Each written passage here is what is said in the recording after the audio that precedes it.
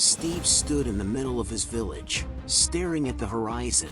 The world had grown darker lately, and whispers of terrifying creatures were spreading like wildfire. These weren't ordinary mobs. No, these were bosses so powerful, they could reshape the world.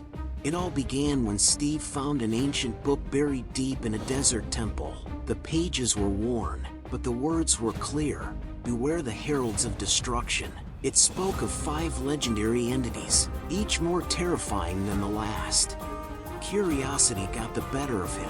As it always did, Steve decided to investigate. The first mention was of a creature known as the Abyssal Leviathan. It lurked in the ocean's darkest depths, a beast of pure shadow, its glowing eyes visible from miles away. They said it could summon whirlpools, pulling entire ships into its maw. Steve crafted a boat and set sail. The ocean was calm at first. Seagulls flew overhead, and the waves lapped gently against the wood. But as he ventured further, the water turned black. Not dark, black. No stars reflected, no moonlight shimmered. It was as if the world itself had ended beneath the surface. Then came the roar. A wave, larger than any Steve had seen, crashed against his boat. He clung to the mast as the Leviathan emerged, its scales shimmering with an eerie, otherworldly glow. It didn't attack immediately, it simply watched, as if deciding whether he was worth the effort. Steve didn't stay to find out. He barely made it back to land, his heart racing. The Leviathan was real, and it was just the beginning. The next boss was even closer to home. Deep in the Nether, hidden in a fortress long forgotten, was the Crimson Monarch. Legends described it as a fiery being, part blaze, part wither skeleton, with the power to summon firestorms. Steve had to see it for himself. The Nether was as hostile as ever. Ghasts screamed, piglins prowled, and the heat was unbearable. But the fortress was there, just as the book said. The Crimson Monarch stood at its heart, a throne of magma behind it. Its crown of flames burned brighter than the lava pools surrounding it. The Monarch didn't wait for Steve to make the first move. It raised its hand, and a fiery tornado engulfed the room. Steve rolled out of the way, his shield barely holding up against the heat. He swung his enchanted sword, but the Monarch was too fast, teleporting across the room and raining fire from above. It was a fight Steve knew he couldn't win. He threw an ender pearl and escaped, his armor charred and his health dangerously low. But the Monarch wasn't the only one guarding the Nether. The third boss was the Withered Overlord, an ancient version of the Wither itself, larger, faster, and infinitely more dangerous. The Overlord was said to reside in a hidden chamber, accessible only by those brave, or foolish, enough to summon it.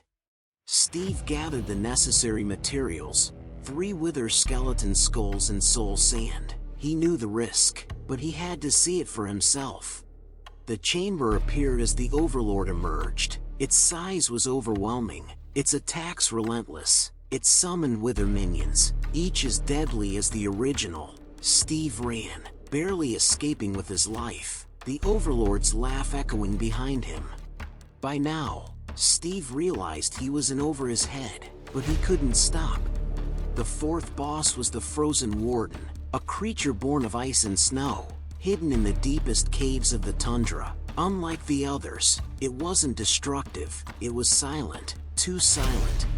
Steve ventured into the tundra, the cold biting through his armor. The cave was vast, icicles hanging from the ceiling like daggers. He lit a torch, its glow barely cutting through the darkness.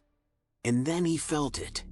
A vibration in the ground. The Frozen Warden didn't roar, didn't attack. It simply moved, its footsteps shaking the earth. When it saw Steve, it let out a low, guttural sound, a warning. Steve backed away, but it was too late. The Warden charged, its icy breath freezing everything in its path. He threw a splash potion of fire resistance and ran, the sound of cracking ice following him. Finally, there was the fifth and most terrifying boss of all, the Ender Colossus. The Colossus wasn't just a creature, it was a force of nature, taller than any structure Steve had ever built. Its body was made of obsidian and end stone, its eyes glowing with the power of the End. To summon it, Steve had to venture into the End and place 12 enchanted ender pearls on an ancient altar. The ground shook as the Colossus emerged, its roar deafening. It moved slowly, deliberately, each step leaving craters in the ground. It summoned endermen, hundreds of them, their eyes glowing with the same eerie light.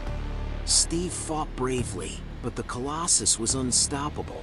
Its attacks were devastating, its strength unmatched. In the end, Steve escaped, but he knew the truth. These bosses weren't meant to be defeated.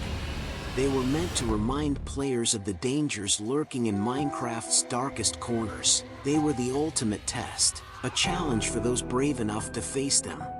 And for Steve, they were a reminder that even in a world of blocks and pixels, some things are better left undiscovered.